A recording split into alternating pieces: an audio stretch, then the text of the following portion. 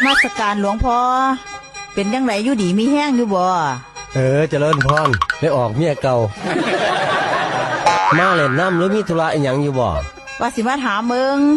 สิบวชเป็นพระไปตลอดเลยแม่นบ่เป็นหยังคือว่าจังซันสิบ่ศึกอีกแล้วแม่นบ่บ่ซึกดอกแน่ใจบ่ต้องถามอีกเด้อถ้าสั้นรถไถกับมอเตอร์ไซค์เนี่ยก็สิขายถิ่มเด้ขายรถบ่เสียดายดอกอย่ามาเว้าให้ฟังวานคันได้เว้านั่น